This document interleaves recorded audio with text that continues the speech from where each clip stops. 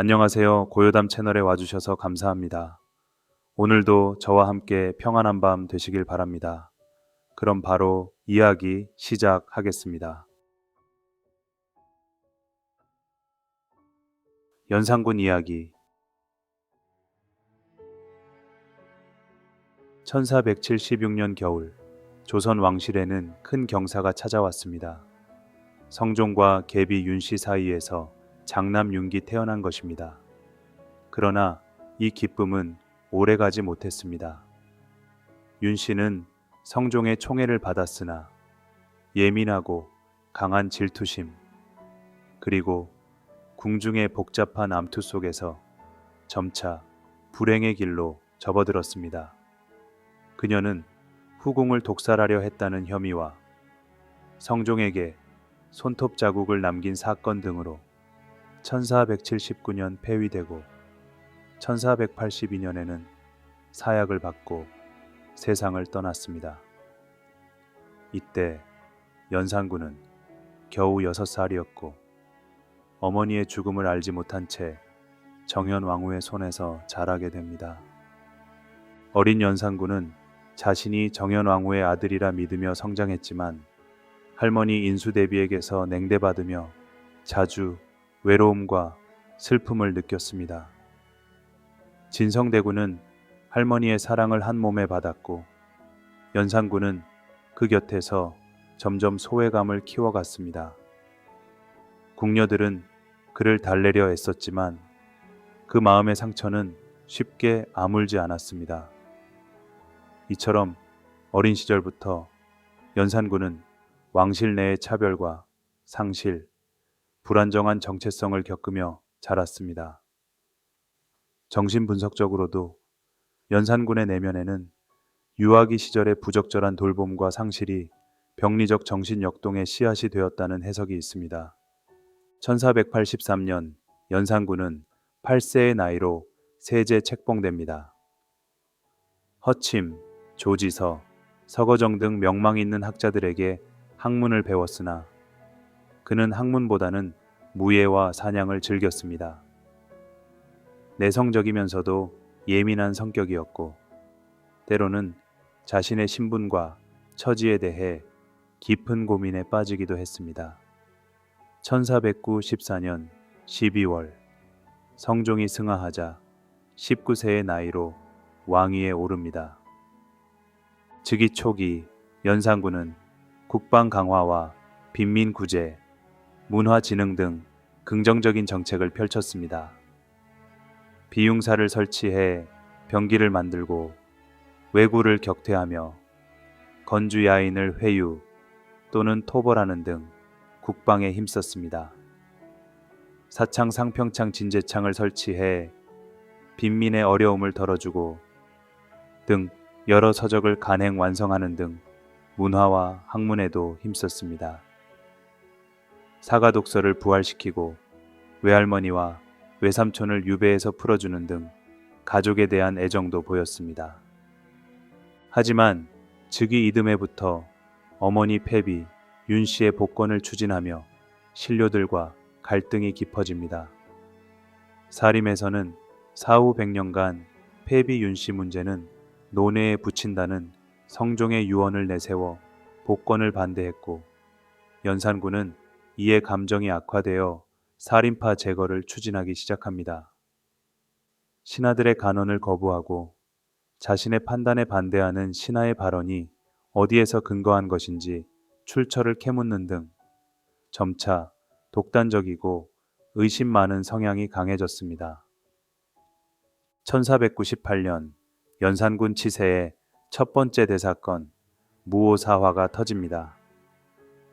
이 사건의 직접적 발단은 성종실록 편찬 과정에서 일어났습니다. 경상도 청도 출신 사관 김일손이 스승 김종직이 쓴 조의제문을 사초에 올렸는데 이 글이 세조의 왕위 찬탈을 비판하는 내용을 담고 있었습니다. 훈구파의 유자광은 이 사초를 문제 삼아 김종직이 세조를 모욕했다고 연산군에게 고발합니다. 연산군은 자신의 할아버지 세조를 모욕했다는 점에 격노하여 관례를 깨고 사초를 근거로 살인파를 대거 숙청합니다. 이 과정에서 김종직은 이미 사망했으나 부관참시를 당했고 김일손과 권오복 등은 능지처참을 당했습니다. 유배, 파직, 연좌 등으로 처벌받은 사림은 30여 명에 달했습니다. 사림의 거두 김갱필, 박한주, 이주 등도 유배되거나 처벌받았습니다. 이 사건으로 사림은 중앙정계에서 거의 사라지다시피 했고 훈구파의 독주가 이어졌습니다. 무오사화는 단순한 정치적 숙청을 넘어 조선의 이념과 권력 구조가 어떻게 충돌하고 균열되는지 보여주는 상징적 사건이었습니다. 사림은 이후에도 여러 차례 사화를 겪으며 위축되지만 지방에서 향약과 서원을 중심으로 학문과 인재를 키워가며 잠재적 힘을 축적합니다. 한편 이 사건은 연산군의 왕권 강화와 언론 탄압의 시발점이 되었고 신하들은 왕의 눈치를 보며 입을 닫게 됩니다. 특히 김일손이 처형될 때 내 죄는 사초를 충실히 기록한 것뿐이라 말한 일화, 부관참시라는 극단적 형벌이 내려진 점 등은 후대에 깊은 충격과 교훈을 남겼습니다. 청도와 영남 사림들은 이 사건을 계기로 중앙정계에서 물러나 처사형 학자로 길을 걷게 되었고 이후 조선 사림의 정신적 저력이 지방에서 다시 자라나게 됩니다. 이후 연산군은 점점 더 독단적이고 폭력적인 통치를 펼치게 됩니다. 신하들의 반대를 능상이라 하여 엄벌에 처했고 언관들의 발언을 문제 삼아 언론기관의 기능을 마비시켰습니다. 점차 신하들은 숨죽여 지내며 연산군의 눈치를 보게 됩니다. 연산군의 행동은 자신을 임금으로 인정하지 않고 무시하려 한다는 피해의식에서 비롯된 것이었습니다. 1504년 연산군 치세의 두 번째 대사건 갑자사화가 터집니다. 연산군은 즉위 초부터 어머니의 복권을 추진했으나 신료들은 성종의 유언을 내세워 반대했습니다. 그러던 중 임사홍 등의 측근이 패비 윤씨의 피 묻은 옷을 보여주며 어머니의 억울함을 강조하자 연산군은 분노에 휩싸입니다. 그는 어머니를 죽인 자들은 모두 죄를 받아야 한다며 20년 전 사건에 연루된 모든 인물에게 보복을 시작합니다. 갑자사화의 전개는 매우 광범위하고 잔혹했습니다. 성종 때 패비 윤씨를 탄핵하고 사사에 찬성했던 훈구 원로 세력, 후궁 엄씨정씨, 이들의 아들인 본간군, 안양군, 그리고 언관, 승지, 사관, 심지어 사사에 관여한 내시와 궁녀까지 처벌 대상이 되었습니다. 이미 무오사화로 처벌받은 인물에게도 벌이 더해졌고 김갱필 등은 유배지에서 다시 차명을 당했습니다. 처형, 유배, 파직, 연좌 등으로 희생된 자는 수백 명에 달했습니다. 연산군은 죽은 자의 무덤을 파헤쳐 시신을 훼손하고 살아있는 자는 능지처참, 참수 혹은 가족까지 노비로 삼는 등 극단적 보복을 감행했습니다.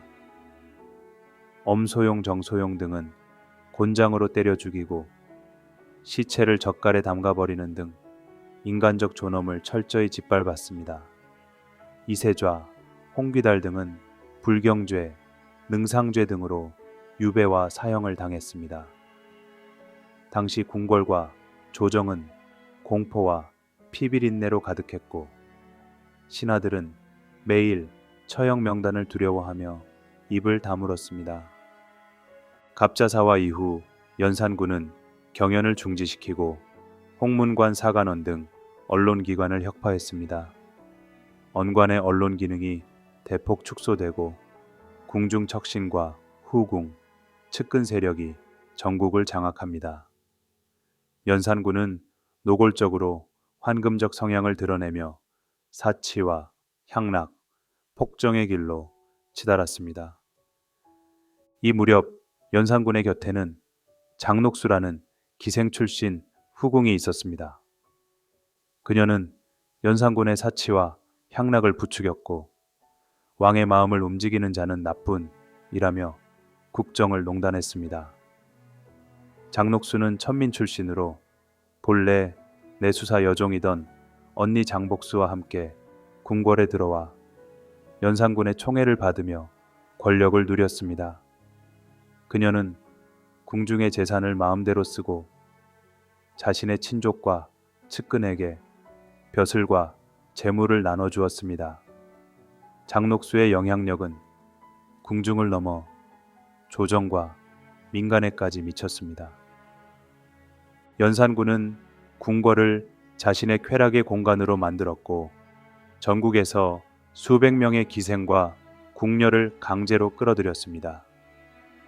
성균관과 원각사를 폐쇄하고 한양의 주택을 헐어 사냥터와 연회장을 만들고 수만 명의 백성을 강제 이주시키는 등 백성들의 삶은 점점 피폐해졌습니다. 연산군은 한글로 풍자와 비판의 글이 돌자 한글 사용을 전면 금지하고 이를 어긴 자는 곤장이나 참수형에 처했습니다. 언론기관인 사간원, 사헌부, 홍문관 등은 모두 폐지되었고 신하들에게는 입은 재앙의 문, 혀는 몸을 자르는 칼이라는 팻말을 목에 걸고 다니게 했습니다. 그는 언론을 완전히 막고 자신의 잘못을 지적하는 자는 모두 죽이거나 유배 보냈습니다. 연산군의 말기에는 광증과 불안, 강박이 극에 달했습니다. 그는 밤마다 악몽에 시달렸고 어머니의 혼령이 자신을 찾아온다고 두려워했습니다.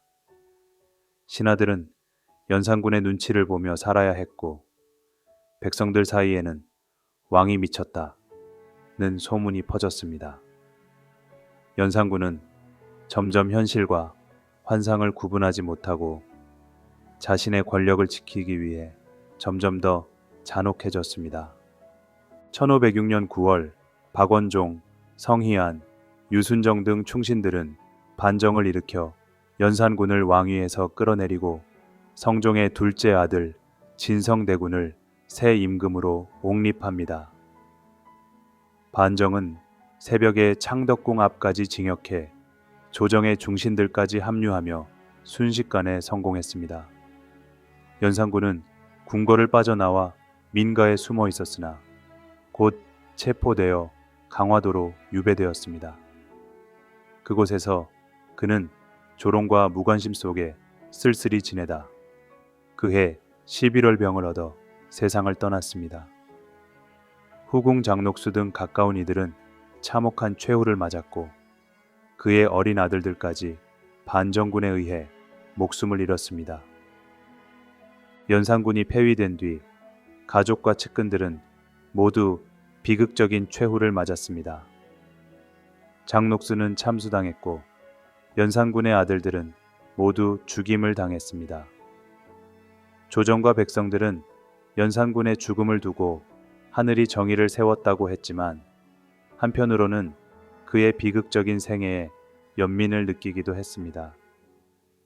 연산군은 왕으로서의 존호와 묘호조차 받지 못했고 그의 무덤에는 그저 연산군지묘라는 비석만이 남아 있습니다.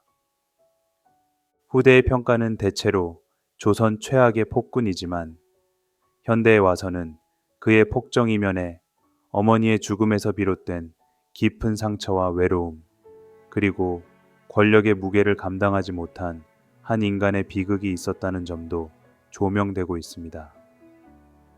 연산군의 생애는 권력과 상처, 분노와 고독, 그리고 잘못된 선택이 어떻게 한 나라의 운명을 뒤흔드는지 보여주는 비극의 역사입니다. 연산군의 이야기는 오늘날에도 우리에게 많은 생각거리를 남깁니다. 권력을 가진 자의 책임, 가족과 사랑의 상처, 그리고 잘못된 선택이 불러오는 파국. 이 밤 연산군의 삶을 되새기며 우리도 조용히 자신의 삶과 마음을 돌아보는 시간을 가져보면 어떨까요? 1476년 겨울, 조선 왕실에는 큰 경사가 찾아왔습니다. 성종과 계비 윤씨 사이에서 장남 윤기 태어난 것입니다. 그러나 이 기쁨은 오래가지 못했습니다. 윤씨는 성종의 총애를 받았으나 예민하고 강한 질투심, 그리고 궁중의 복잡한 암투 속에서 점차 불행의 길로 접어들었습니다. 그녀는 후궁을 독살하려 했다는 혐의와 성종에게 손톱 자국을 남긴 사건 등으로 1479년 폐위되고 1482년에는 사약을 받고 세상을 떠났습니다. 이때 연산군은 겨우 6살이었고 어머니의 죽음을 알지 못한 채 정현왕후의 손에서 자라게 됩니다. 어린 연산군은 자신이 정현왕후의 아들이라 믿으며 성장했지만 할머니 인수대비에게서 냉대받으며 자주 외로움과 슬픔을 느꼈습니다. 진성대군은 할머니의 사랑을 한 몸에 받았고 연산군은 그 곁에서 점점 소외감을 키워갔습니다. 궁녀들은 그를 달래려 애썼지만 그 마음의 상처는 쉽게 아물지 않았습니다. 이처럼 어린 시절부터 연산군은 왕실 내의 차별과 상실, 불안정한 정체성을 겪으며 자랐습니다. 정신분석적으로도 연산군의 내면에는 유아기 시절의 부적절한 돌봄과 상실이 병리적 정신 역동의 씨앗이 되었다는 해석이 있습니다.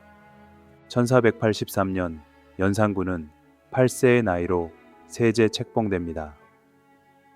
허침, 조지서, 서거정 등 명망 있는 학자들에게 학문을 배웠으나 그는 학문보다는 무예와 사냥을 즐겼습니다.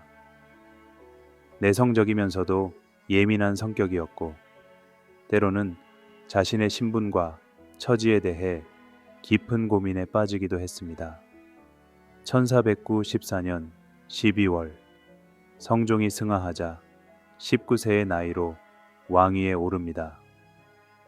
즉위 초기 연산군은 국방 강화와 빈민 구제, 문화 진흥 등 긍정적인 정책을 펼쳤습니다. 비융사를 설치해 병기를 만들고 왜구를 격퇴하며 건주 야인을 회유 또는 토벌하는 등 국방에 힘썼습니다. 사창 상평창 진제창을 설치해 빈민의 어려움을 덜어주고 등 여러 서적을 간행 완성하는 등 문화와 학문에도 힘썼습니다. 사가독서를 부활시키고 외할머니와 외삼촌을 유배에서 풀어주는 등 가족에 대한 애정도 보였습니다. 하지만 즉위 이듬해부터 어머니 폐비 윤씨의 복권을 추진하며 신료들과 갈등이 깊어집니다. 사림에서는 사후 100년간 폐비 윤씨 문제는 논외에 붙인다는 성종의 유언을 내세워 복권을 반대했고 연산군은 이에 감정이 악화되어 살인파 제거를 추진하기 시작합니다. 신하들의 간언을 거부하고 자신의 판단에 반대하는 신하의 발언이 어디에서 근거한 것인지 출처를 캐묻는 등 점차 독단적이고 의심 많은 성향이 강해졌습니다. 1498년 연산군 치세의 첫 번째 대사건 무오사화가 터집니다. 이 사건의 직접적 발단은 성종실록 편찬 과정에서 일어났습니다. 경상도 청도 출신 사관 김일손이 스승 김종직이 쓴 조의제문을 사초에 올렸는데 이 글이 세조의 왕위 찬탈을 비판하는 내용을 담고 있었습니다. 훈구파의 유자광은 이 사초를 문제 삼아 김종직이 세조를 모욕했다고 연산군에게 고발합니다. 연산군은 자신의 할아버지 세조를 모욕했다는 점에 경노하여 관례를 깨고 사초를 근거로 살인파를 대거 숙청합니다. 이 과정에서 김종직은 이미 사망했으나 부관참시를 당했고 김일손과 권오복 등은 능지처참을 당했습니다. 유배, 파직, 연좌 등으로 처벌받은 사림은 30여 명에 달했습니다. 사림의 거두 김갱필, 박한주, 이주 등도 유배되거나 처벌받았습니다. 이 사건으로 사림은 중앙정계에서 거의 사라지다시피 했고 훈구파의 독주가 이어졌습니다. 무오사화는 단순한 정치적 숙청을 넘어 조선의 이념과 권력 구조가 어떻게 충돌하고 균열되는지 보여주는 상징적 사건이었습니다.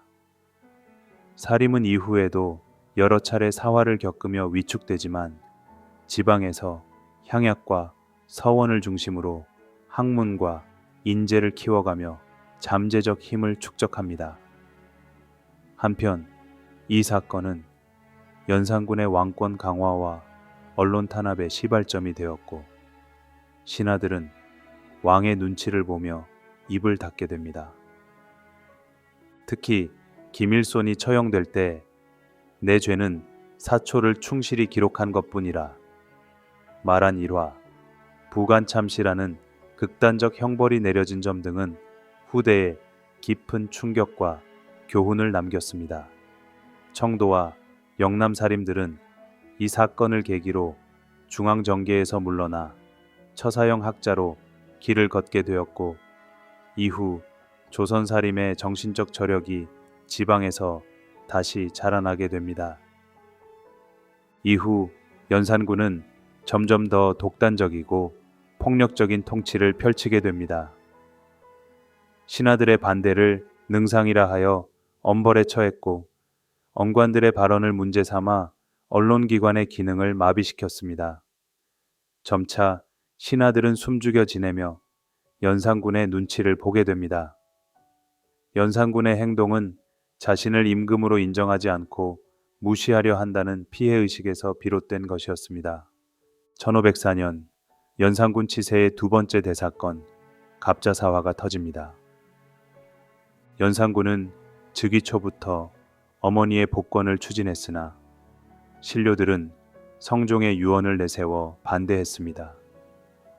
그러던 중 임사홍 등의 측근이 패비 윤씨의 피 묻은 옷을 보여주며 어머니의 억울함을 강조하자 연산군은 분노에 휩싸입니다. 그는 어머니를 죽인 자들은 모두 죄를 받아야 한다며 20년 전 사건에 연루된 모든 인물에게 보복을 시작합니다. 갑자사화의 전개는 매우 광범위하고 잔혹했습니다. 성종 때 패비 윤씨를 탄핵하고 사사에 찬성했던 훈구 원로 세력, 후궁 엄씨 정씨, 이들의 아들인 본관군 안양군, 그리고 언관, 승지, 사관, 심지어 사사에 관여한 내시와 궁녀까지 처벌 대상이 되었습니다. 이미 무오사화로 처벌받은 인물에게도 벌이 더해졌고 김갱필 등은 유배지에서 다시 차명을 당했습니다. 처형, 유배, 파직, 연좌 등으로 희생된 자는 수백 명에 달했습니다. 연산군은 죽은 자의 무덤을 파헤쳐 시신을 훼손하고 살아있는 자는 능지처참, 참수 혹은 가족까지 노비로 삼는 등 극단적 보복을 감행했습니다. 엄소용, 정소용 등은 곤장으로 때려 죽이고 시체를 젓갈에 담가버리는 등 인간적 존엄을 철저히 짓밟았습니다. 이세좌, 홍귀달 등은 불경죄, 능상죄 등으로 유배와 사형을 당했습니다. 당시 궁궐과 조정은 공포와 피비린내로 가득했고 신하들은 매일 처형 명단을 두려워하며 입을 다물었습니다. 갑자사화 이후 연산군은 경연을 중지시키고 홍문관 사관원 등 언론기관을 혁파했습니다. 언관의 언론 기능이 대폭 축소되고 궁중 척신과 후궁, 측근 세력이 전국을 장악합니다. 연산군은 노골적으로 환금적 성향을 드러내며 사치와 향락, 폭정의 길로 치달았습니다. 이 무렵 연산군의 곁에는 장녹수라는 기생 출신 후궁이 있었습니다. 그녀는 연산군의 사치와 향락을 부추겼고 왕의 마음을 움직이는 자는 나뿐이라며 국정을 농단했습니다. 장녹수는 천민 출신으로 본래 내수사 여종이던 언니 장복수와 함께 궁궐에 들어와 연산군의 총애를 받으며 권력을 누렸습니다. 그녀는 궁중의 재산을 마음대로 쓰고 자신의 친족과 측근에게 벼슬과 재물을 나눠주었습니다. 장녹수의 영향력은 궁중을 넘어 조정과 민간에까지 미쳤습니다. 연산군은 궁궐을 자신의 쾌락의 공간으로 만들었고 전국에서 수백 명의 기생과 궁녀를 강제로 끌어들였습니다. 성균관과 원각사를 폐쇄하고 한양의 주택을 헐어 사냥터와 연회장을 만들고 수만 명의 백성을 강제 이주시키는 등 백성들의 삶은 점점 피폐해졌습니다. 연산군은 한글로 풍자와 비판의 글이 돌자 한글 사용을 전면 금지하고 이를 어긴 자는 곤장이나 참수형에 처했습니다. 언론기관인 사관원, 사헌부, 홍문관 등은 모두 폐지되었고 신하들에게는 입은 재앙의 문, 혀는 몸을 자르는 칼이라는 팻말을 목에 걸고 다니게 했습니다. 그는 언론을 완전히 막고 자신의 잘못을 지적하는 자는 모두 죽이거나 유배 보냈습니다. 연산군의 말기에는 광증과 불안, 강박이 극에 달했습니다. 그는 밤마다 악몽에 시달렸고 어머니의 혼령이 자신을 찾아온다고 두려워했습니다. 신하들은 연산군의 눈치를 보며 살아야 했고 백성들 사이에는 왕이 미쳤다는 소문이 퍼졌습니다. 연산군은 점점 현실과 환상을 구분하지 못하고 자신의 권력을 지키기 위해 점점 더 잔혹해졌습니다. 1506년 9월 박원종, 성희안, 유순정 등 충신들은 반정을 일으켜 연산군을 왕위에서 끌어내리고 성종의 둘째 아들 진성대군을 새 임금으로 옹립합니다. 반정은 새벽에 창덕궁 앞까지 징역해 조정의 중신들까지 합류하며 순식간에 성공했습니다. 연산군은 궁궐을 빠져나와 민가에 숨어 있었으나 곧 체포되어 강화도로 유배되었습니다. 그곳에서 그는 조롱과 무관심 속에 쓸쓸히 지내다 그해 11월병을 얻어 세상을 떠났습니다. 후궁 장녹수 등 가까운 이들은 참혹한 최후를 맞았고 그의 어린 아들들까지 반정군에 의해 목숨을 잃었습니다. 연산군이 폐위된 뒤 가족과 측근들은 모두 비극적인 최후를 맞았습니다. 장녹수는 참수당했고 연산군의 아들들은 모두 죽임을 당했습니다. 조정과 백성들은 연산군의 죽음을 두고 하늘이 정의를 세웠다고 했지만 한편으로는 그의 비극적인 생애에 연민을 느끼기도 했습니다. 연산군은 왕으로서의 존호와 묘호조차 받지 못했고 그의 무덤에는 그저 연산군지묘라는 비석만이 남아 있습니다. 후대의 평가는 대체로 조선 최악의 폭군이지만 현대에 와서는 그의 폭정 이면에 어머니의 죽음에서 비롯된 깊은 상처와 외로움, 그리고 권력의 무게를 감당하지 못한 한 인간의 비극이 있었다는 점도 조명되고 있습니다. 연산군의 생애는 권력과 상처, 분노와 고독, 그리고 잘못된 선택이 어떻게 한 나라의 운명을 뒤흔드는지 보여주는 비극의 역사입니다. 연산군의 이야기는 오늘날에도 우리에게 많은 생각거리를 남깁니다. 권력을 가진 자의 책임, 가족과 사랑의 상처, 그리고 잘못된 선택이 불러오는 파국. 이 밤 연산군의 삶을 되새기며 우리도 조용히 자신의 삶과 마음을 돌아보는 시간을 가져보면 어떨까요?